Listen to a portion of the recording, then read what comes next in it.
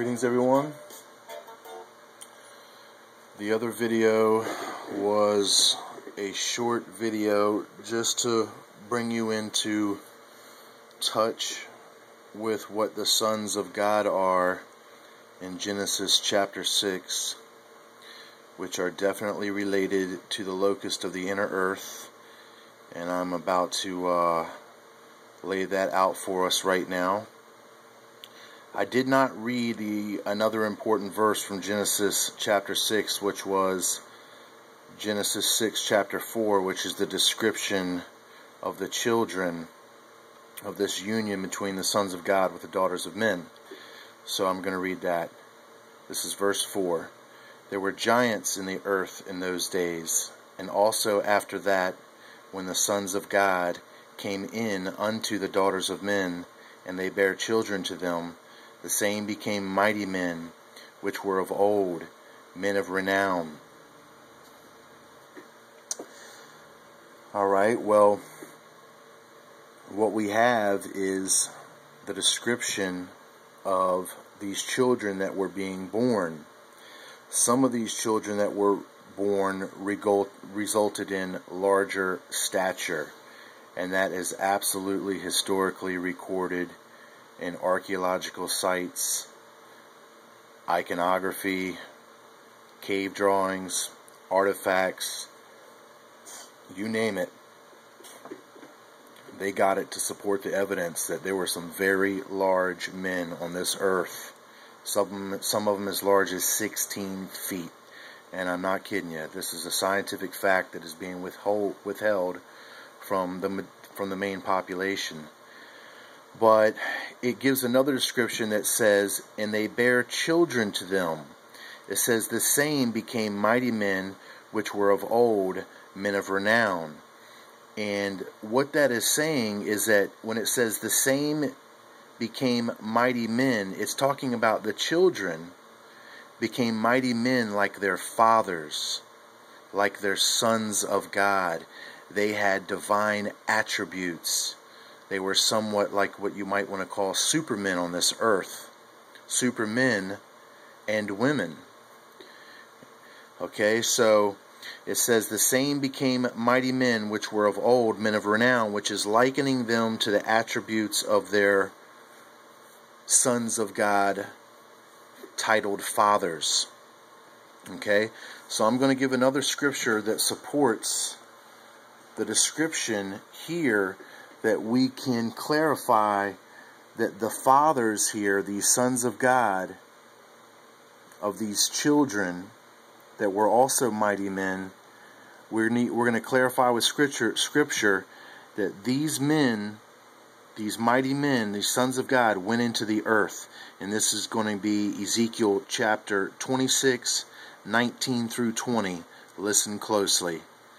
When I shall bring thee down with them that descend into the pit, with the people of old time, and shall set thee in the low parts of the earth, in places desolate of old, with them that go down to the pit, that thou be not inhabited, and I shall set glory in the land of the living.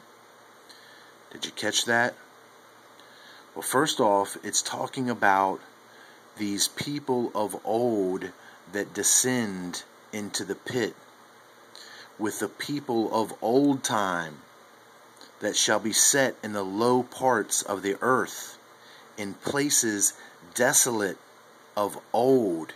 Now recall Genesis 6 in the description, Genesis 6 verse 4, in the description again, it says, the same became mighty men which were of old, men of renown.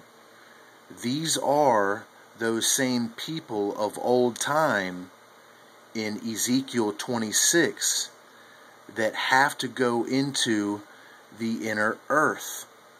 Now their children don't go into the inner earth.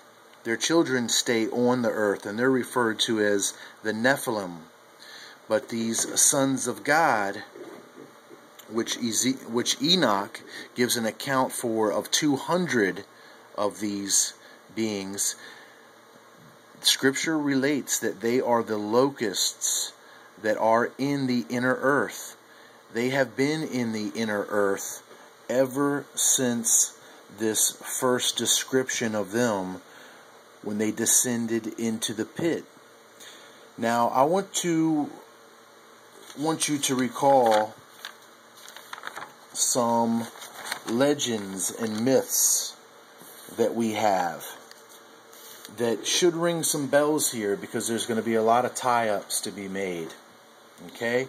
And we're talking about beings like supermen that are living in the earth, that have had to go in the earth for a reason that we're going to talk about, that are still in the earth and that are prophesied to return to the surface to deceive with strong delusion those men that do not have the seal of the living God in their foreheads. So I want you to start thinking about things that you might not have ever thought so seriously about before, like Atlantis. And the legend of Atlantis is of an advanced civilization of supermen that had somehow had a judgment cast upon them, because either their technology had surpassed their morality or their spirituality. So there was some sort of judgment that was passed upon them. And the legend has it that their priests survived, and that they had traveled to the mountains of Tibet and had went into the earth in Tibet and had went into and created a mythical city known as Shambhala. And it's also known as Agartha. And it has heavy ties with another underground mythical city known as Shangri-La, which are all supposed to be utopian-style Superman-type cities under the earth. All right, now remember, I don't know if anybody's ever heard the story about Admiral Byrd, okay? And this guy had flown a plane over the Antarctic and somehow had slipped into what he described as the inner earth, and he related that there were blonde Aryan-looking beings that were flying around UFOs, and that they had Nazi symbology right along the lines of Egyptian symbology. And he said that they were in the earth and told him that they had promised to come to the surface sometime soon. All right, and another legend which would not surprise you of beings living in the earth is the UFOs. The UFOs are rumored to have bases under the ground and under the seas. Okay? So we have a lot of tie-ups with a lot of mythology and legend that concerns these very same beings that the Bible, which is not mythology, is supporting. So now I'm going to get back to the Bible, and I'm going to read, now we're going to read Jude 6, but this is actually out of Enoch, and it's the longer version of Jude 6, and it starts off as so. And the angels which kept not their first estate, but left their own habitation, he hath reserved in everlasting chains under darkness unto the judgment of the great day. Go and denounce his crime to Samyaza and to the others who are with him, who have been associated with women. Bind them for 70 generations underneath the earth, even to the day of judgment and of consummation until the judgment, which shall last forever, be completed. Then shall they be taken away into the lowest depths of the fire and the torments, and in the confinement shall they be shut up forever. Another verse, this is going to be Enoch chapter 10, 6 through 9, a few verses concerning the same.